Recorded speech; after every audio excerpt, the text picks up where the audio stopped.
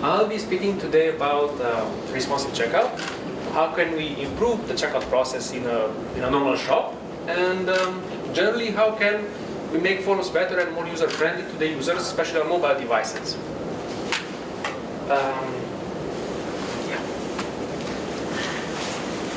My name is Adrian Mot. I'm the managing director of T3EE16, the Romanian side of T3EE16. And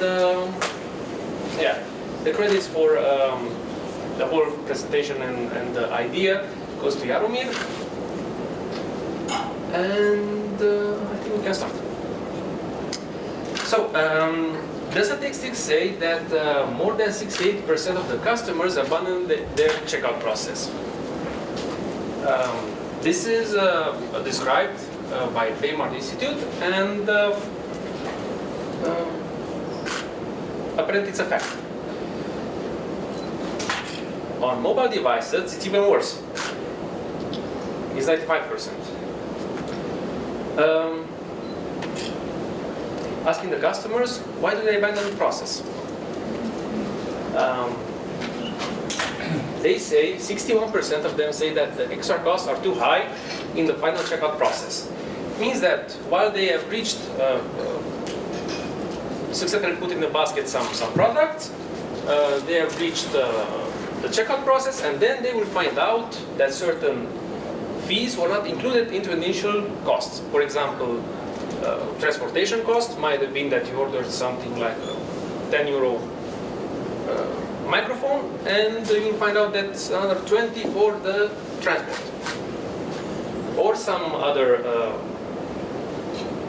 websites might even not include the VAT in the initial price. So 61% of the people consider this as bad and are abandoning before paying and filling the process.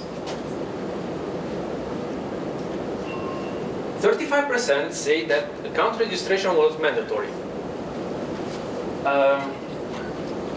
Sadly, we can't really influence this because sometimes it's the policy of the client. The client really wants that the user will register for his website.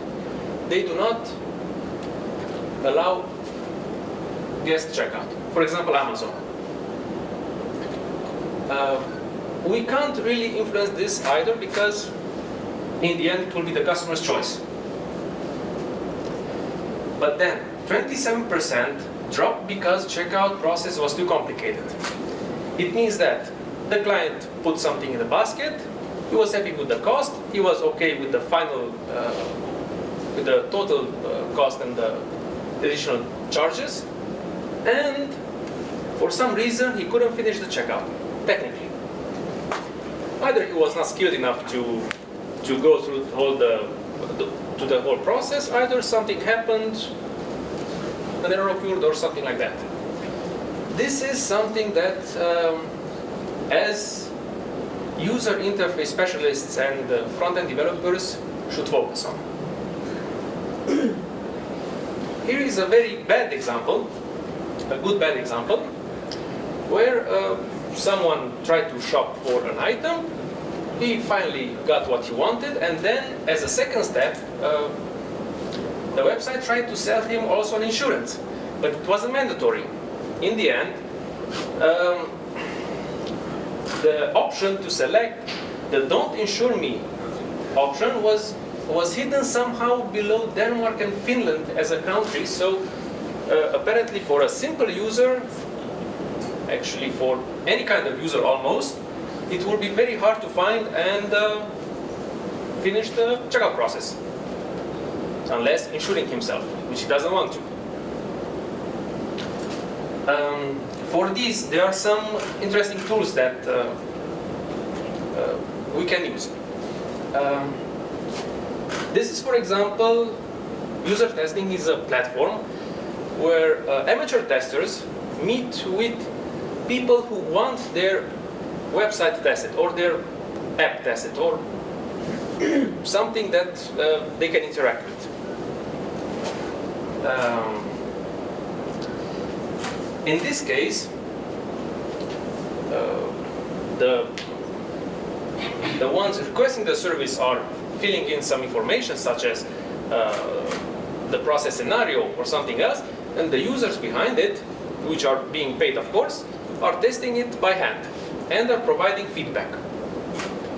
In the end, the feedback will be a movie which will be sent to the customer who asked the testing actually, with real feedback, with voice from the users, which say, okay, here we had a problem, I was not able to click the map and select the store, or there were too many stores I couldn't select something, or the website broke, something like this. This is of course not for free. These are usually quite expensive tools if someone would apply for it, but are working and are pretty fine. An alternative is rapid user tests. Their motto is, you sign up, you send the script, you see the video, you cry, you fix the things, and you become rich. Well, it's not that easy. Again, this is similar to the previous one, but of course it's really depending on the client. There are several aspects. For example, here I think there are more testers included into the testing package. So they would have a response from at least 20 users who have tested the scenario. Another interesting thing is Hotjar. Hotjar is a very advanced kind of Google Analytics,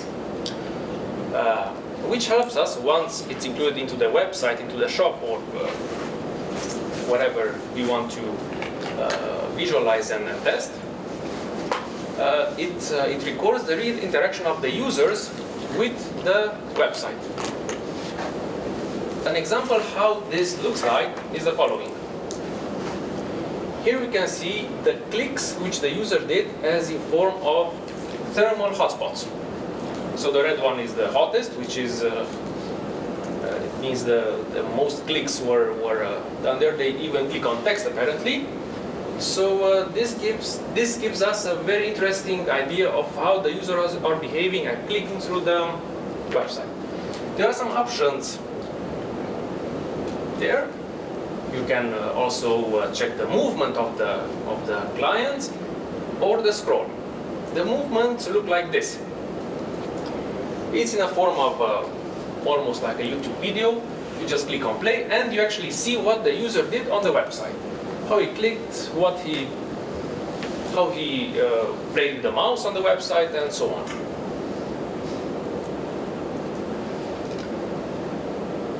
Usually, and very important, is that clients are impatient. Some statistics tell us that, actually Amazon tells us that 1/10 of the second for page load means for them minus 1% income.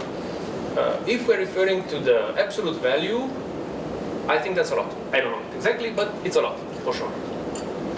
Google says that half a second page load extra would mean 20% less search queries. So it means that less with 20% of people will acquire or will actually resume searching if the load is very slow.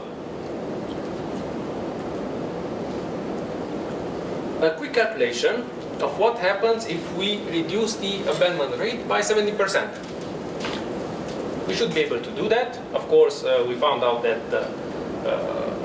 a big amount of users are abandoning because they are not able to finish the checkout. But let's say we improve by 70% only. We have some figures.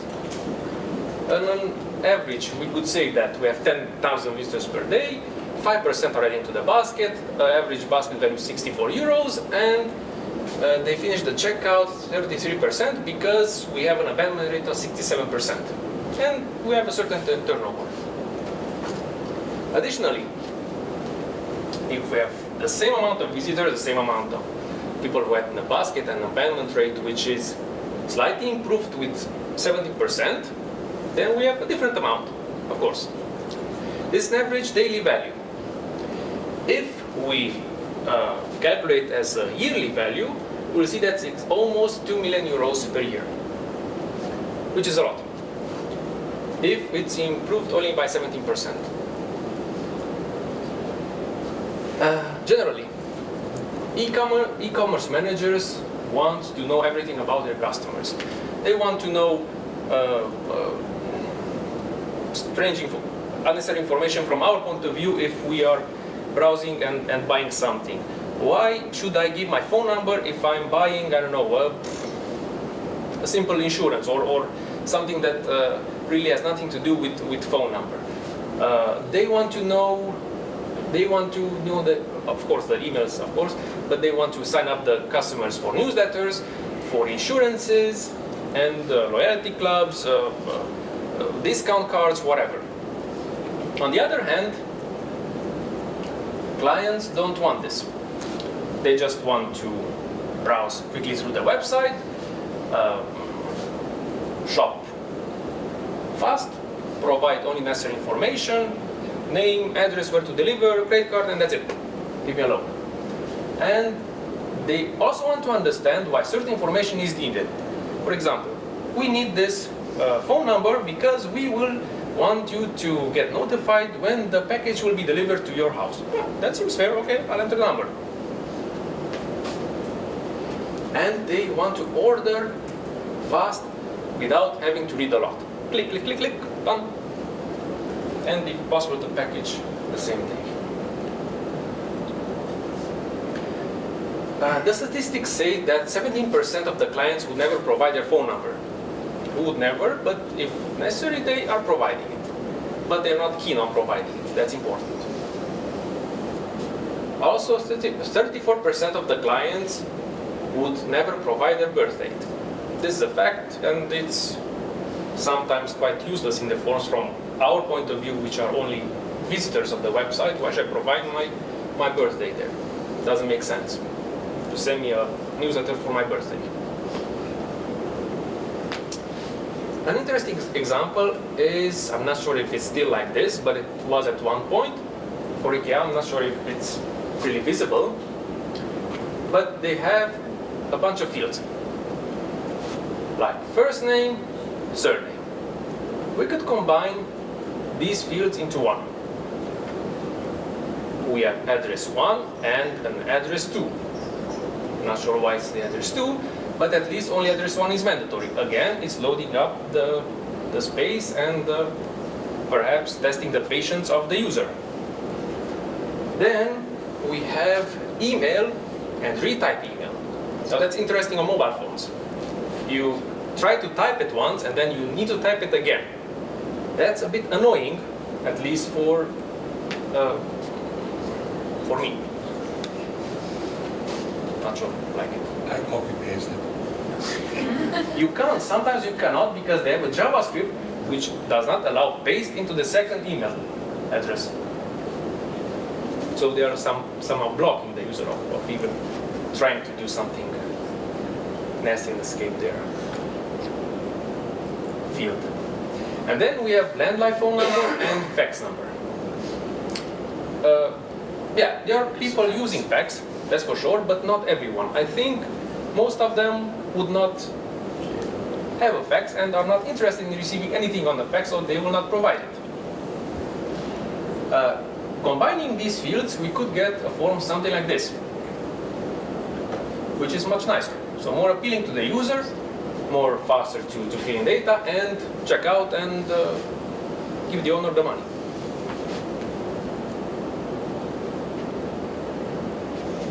Layout. With layout, we can improve the checkout process. How can we do that? By making a one-page checkout. Every data should be concentrated into one page.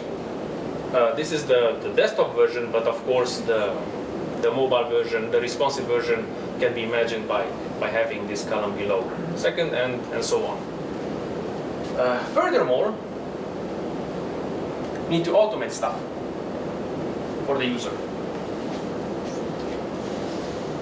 Here, we can easily make a credit card provider detection. Sometimes, and mostly, need to choose always the provider of the card.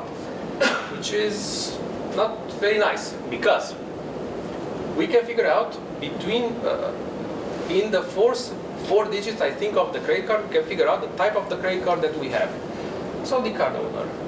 Okay, there's a card owner and the card number. Okay, then it's a Visa, automated. So we help the user by avoiding another select field and picking a possible mistake from the user. Maybe selected MasterCard, whatever. We can implement easy city detection by Google. We provide, of course, the country needs to be auto-selected by the IP, so it's clear that in this case we are from Romania. Of course, it might be a problem that we are browsing through a VPN or something like that, and we are from Moldavia or something like that, and we can reselect the country. But in 99% of the cases, this should be real. We just fill in the zip code, it's validated, it's a Romanian zip code, and then the city appears automatically. Google has this, and not only Google, because there are many other providers which provide the city name based on the zip code for most European countries, I'm sure, if not for each. And this helps, again, the user a lot by not needing to type the city. Furthermore, there might be also the option that also the city name is detected by the IP. But that's a more tricky version, because sometimes the IP address changes between locations, and it might be a bit inaccurate. With Google, again, we can provide the user an auto-suggest of the streets. Again, in this case, it's Netherlands. It was a test case. For Romania, the issue is that for one zip code, we have one street address, so it doesn't make sense. We can fill it automatically. We have Netherlands, and we provide the zip code, validated, city is found out, and then we have the street which corresponds to that zip code, or the streets which correspond to that zip code. And then you select the street, and then you fill out the number, the apartment, and whatever needs to be filled. So I think this helps the user a bit, and increases the accuracy of the data. We can also detect the gender of a person. Usually, it's annoying when you need to select. It's always pre-selected Mr. or Mrs.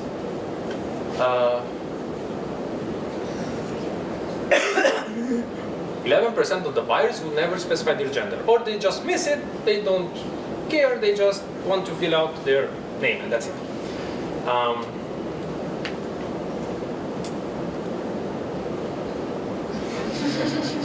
She's from Romania, she's a girl, and then is detected as a girl. Again, this can be done with this service. It's called Gender API. I think it's a free service up to a certain amount of requests, and they claim that it also determines the gender of an email address. That's what they say. I'm not sure. I'm not sure how that can be possible if an email address is something gibberish. But for the Gender API, you send the first name, and you send either the country, either the IP of the location. And according to this, it will give out the gender and the accuracy of the gender. We have an example in Italy. Andrea, it's a boy's name, a male name. In the rest of Europe, it's a female name. Accuracy is pretty clear if he is from Italy, or if she is from the rest of Europe. But in the United States, the accuracy drops for both because there are certain descendants, and they have various first names according to the families from they come from. So the accuracy might be less, and according to that, we can try to put the gender tag or not. Smart email validation. Sometimes users make mistakes.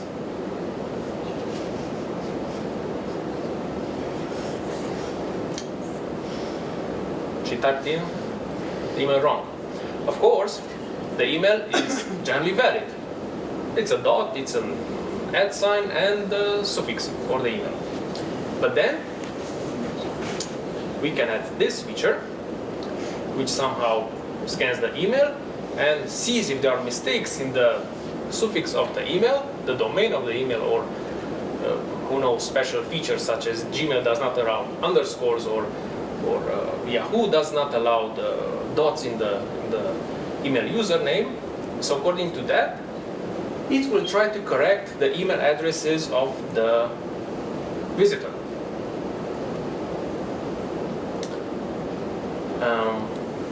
This can be done with Mailgun.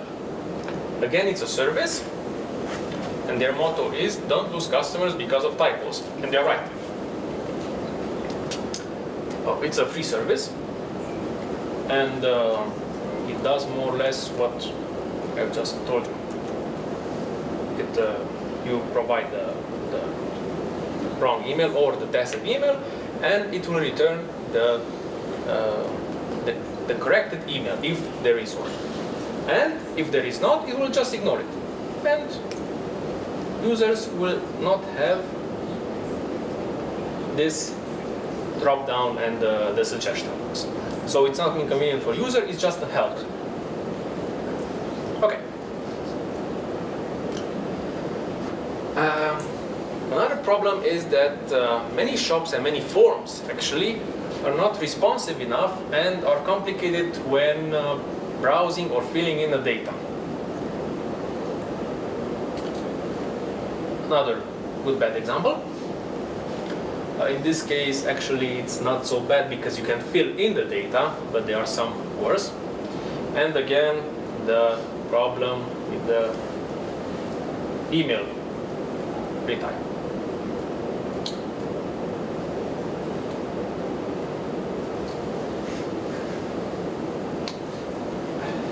It's nice to stay on the keyboard whenever browsing from mobile devices such as iPad or iPhone or any kind of mobile device, Android or iPhone, whatever. Such as this.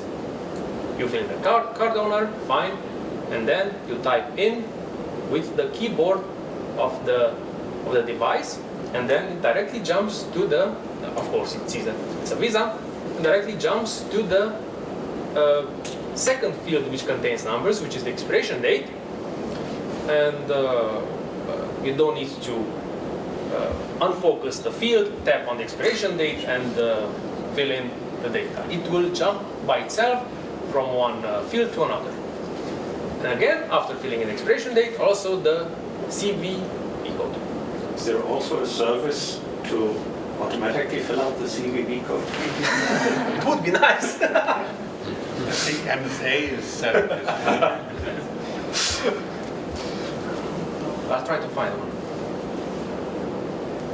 It was pretty quick. But more information you can find on responsivecheckout.com. It's an interesting platform which provides the service to implement these, but the ideas are the ones that I just specified. In alternative, we have also one-click checkout services. For example, pay with Amazon, pay with PayPal, buy with MasterPass, Visa checkout, buy with Apple Pay. The big disadvantage here is that not everyone has account to perhaps any of these. Here you can have your personal data stored, such as the shipping locations. If you are a personal person or a company, of course, the credit card details, if you are, again, a standalone person or a company, you can have these stored in your account of one of these services. And during checkout, you can allow the users to log in into such a service and finish their checkout within, they claim, about 32 seconds. I can show you the video if... Okay then.